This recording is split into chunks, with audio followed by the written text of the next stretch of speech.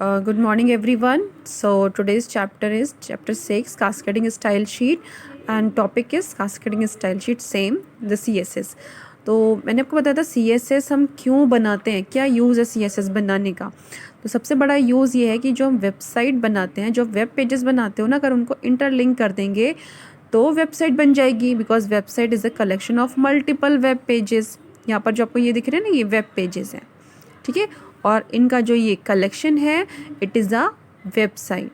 अगर हम इसको HTML में बनाते हैं तो आपके जो अलग अलग वेब पेजेस हैं, अगर उसमें कोई चेंजेस करना है, लाइक यहाँ पर मैंने कोई पैराग्राफ टैग लिखा है, अगर उसमें मुझे कोई कलर चेंज करना है या फिर नहीं कुछ एडिटिंग करनी है, तो मुझे पर्टिकुलर पेज पर जाके करनी पड़ेगी, ठीक है। लाइक मैंने जो मुझे किसी ने प्रोजेक्ट दिया, मेरे टीचर ने प्रोजेक्ट दिया कि आप इतने सारे वेब पेजेस बनाओ, और मैंने वेब पेजेस बना दिए, बहुत अच्छे बनाए, बट जो मैंने पैराग्राफ था उनको राइट अलाइंड कर दिया, ठीक है, और उसमें कलर मैंने रेड कर दिया, बट टीचर ने बोला था ग्रीन कलर करना है। तो अब इस तरीके से क्या हुआ कि मैंने जितने भी वेब पेजेस बनाए सारे के सारे गलत हो गए, सारे के सारे रॉन्ग हो गए। अब टीचर ने बोला इनको ठीक करके लाओ, तो क्या करना पड़ेगा, पहले मैं वेब पेज 1 खोलूँगी, वहाँ पे पैराग्राफ की एडिटिंग करूँगी कि मुझे लेफ़्ट अलाइन करने पड़ेंगे सारे पैराग्राफ, और जो कलर है वो ग्रीन करना पड़ेगा। ऐसा ही काम, यही काम मुझे हर पेज पर जाके अलग अलग करना पड़ेगा, ओके, अगर मैं HTML में बना रही हूँ। बट CSS का क्या फ़ायदा होता है, CSS में क्या होता है कि हम एक स्टाइल शीट बना लेते हैं, ठीक है, इसको बोलते हैं स्टाइल शीट। और जो भी जैसे आपका P टैग यूज़ होना है आपके वेब पेजेस में, तो आपने P टैग के लिए एक फ़िक्स आपने उसका एट्रीब्यूट दे दिए, क्या एट्रीब्यूट दिए। और हाँ, मैं आपको बताऊंगी कि इसका सिंटेक्स कैसे लिखते हैं। आपको थोड़ा सा कन्फ्यूजनिंग लग रहा होगा कि P लगा है, फिर ब्रैकेट लगा है, फिर टेक्स्ट अलाइन लिखा है।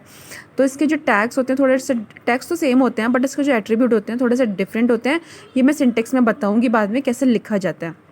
अभी आप सिर्फ ये समझ लो कि स्टाइल शीट कैसे बनाते हैं। तो हमने यहाँ पे एक स्टाइल शीट बना ली है, जिसमें हमने P टैग को डिफाइन कर दिया है कि टेक्स्ट अलाइन लेफ्ट होना चाहिए, फॉन्ट फैमिली एरियल होनी चाहिए, और कलर जो फॉन्ट का है वो ग्रीन होना चाहिए। तो मैंने एक बार यहाँ पर स्टाइल शीट बना दी और इसको डिफाइन कर दिया, ठीक है। अब क्या करेंगे, जो ये स्टाइल शीट बनाई है इसको हम लिंक कर देंगे सारे वेब पेजेस से।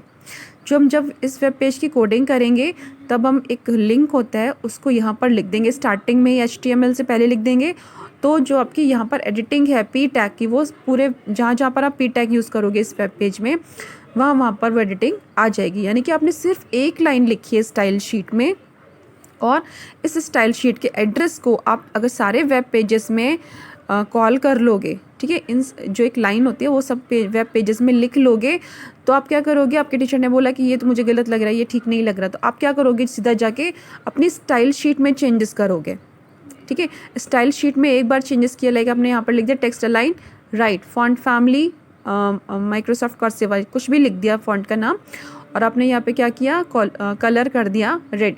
तो आपने यहाँ पर चेंज किया, और जैसे ही आप इस वेबसाइट को लोड करोगे, तो जहाँ जहाँ पर सारे पेजेस में आपने P टैग यूज़ किया, उन सारे पेजेस में एक साथ आपका P टैग की जो भी एट्रीब्यूट है, जो भी वैल्यूज़ है उनकी, वो सारी की सारी एक साथ में चेंज हो जाएंगी, okay.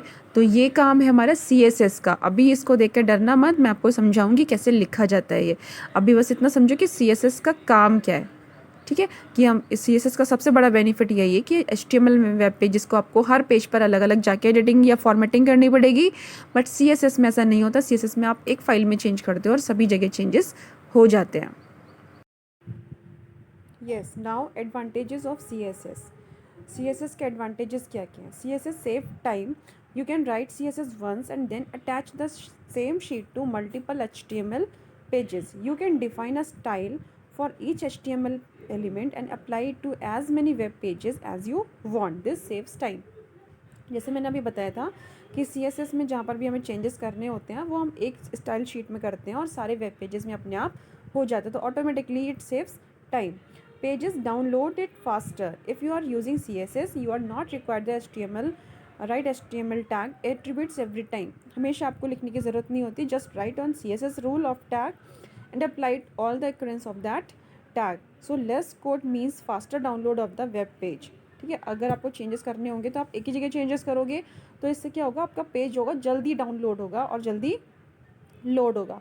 Next in easy maintenance. To make a global change you need to make changes in the style sheet all the elements in all the web pages will be updated automatically. एक ही जगह changes करेंगे और सारे web pages में अब अपने आप ही automatically changes हो जाएंगे, सारे वेब पेजेस अपने आप से अपडेट हो जाएंगे. Superior style to HTML. CSS has a much wider array of attribute than HTML. So you can give a far better look to your web page in comparison to HTML attribute. HTML में जो हम attribute use करते थे, tags use करते थे, वो limited थे. जैसे कि मैंने आपको पहले भी बताया था कि अगर आप सिंगल कलर यूज़ कर रहे हो बैकग्राउंड में तो वो सिंगल कलर ही आएगा, उसमें आप और अट्रैक्शन नहीं लगा सकते. ठीक है, बट CSS में हम ये काम कर सकते हैं. इसमें ज़्यादा एट्रीब्यूट्स होते हैं, उनका ज़्यादा यूज़ करके हम अपने पेज को और अच्छा इन्हांस कर सकते हैं. Multiple device compatibility. Style sheet allow the web pages to be optimized for more than one type of devices. Using CSS, the same HTML document can be presented in different viewing style for different devices such as desktop, PDS and Salesforce etc.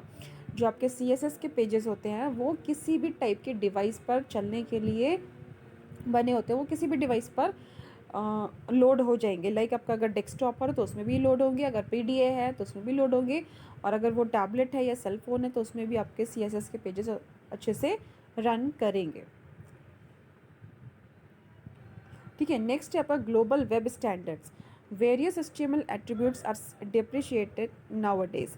Therefore, it is recommended to use CSS because CSS designs are flexible and compatible with all the web browsers.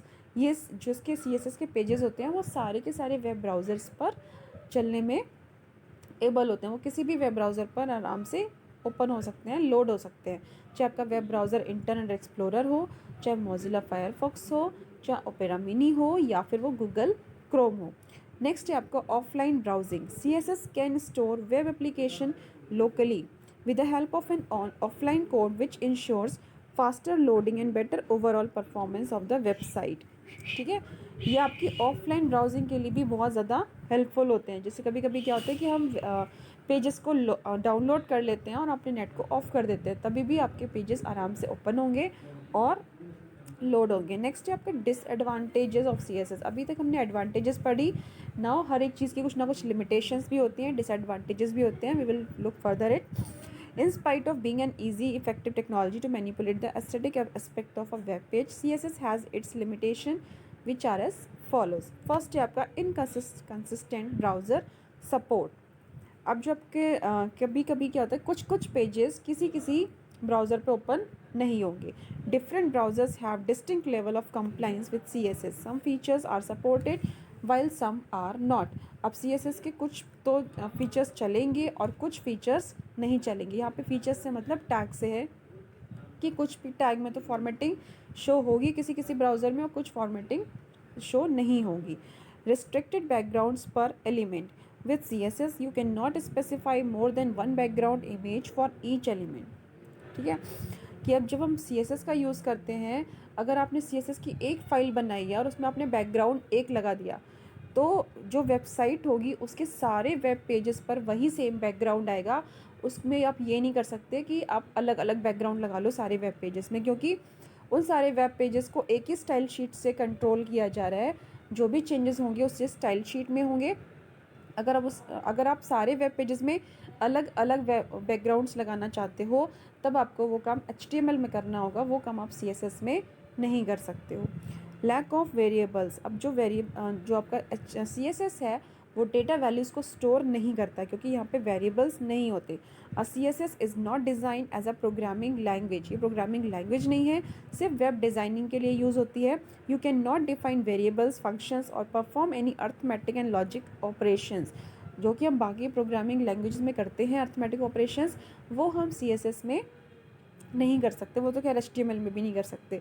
When a developer wants to change a fundamental constant such as the color of the object, its height or width, the developer has to replace everything. ठीक है, इसमें कोई ऐसा arithmetic use नहीं होती है, तब हमें अलग अलग जाके ही चेंज करना पड़ेगा. सिक्योरिटी थ्रेट क्या होता है? Since CSS is an open text based system without any built-in security. CSS में कोई भी built-in security नहीं होती है. Anyone having access to the website may deliberately or accidentally alter the links or disrupt the formatting. कोई भी उसमें अपने changes कर सकता है. Okay, vertical control limitation. Vertical limitation and column declaration may be problematic. For example, to center an element vertically, developers must write complicated style rules. अगर आप किसी भी टेक्स्ट को वर्टिकली यानी कि स्टैंडिंग पोजीशन में लिखना चाहते हो, तब वहाँ पर डेवलपर को खुद से जाकर कॉम्प्लिकेटेड रूल्स को यूज़ करके करना पड़ेगा वो काम. और right simple rules that would not be widely supported, या फिर वो सिंपल अगर रूल लिखेगा तो वो वाइडली सपोर्टेड नहीं होंगे. Okay, multiple column layout may also be difficult to implement and the effect can be completed by using the floating elements. इसमें कॉलम्स में डिवाइड करना भी थोड़ा टफ होता है. तो जब आप ये चीज़ें करोगे, CSS पढ़ोगे, तब आपको चीज़ें खुद से ही क्लियर हो जाएंगी कि क्या चीज़ें इसमें एडवांटेज है और क्या इसमें डिसएडवांटेज है. So thanks for today.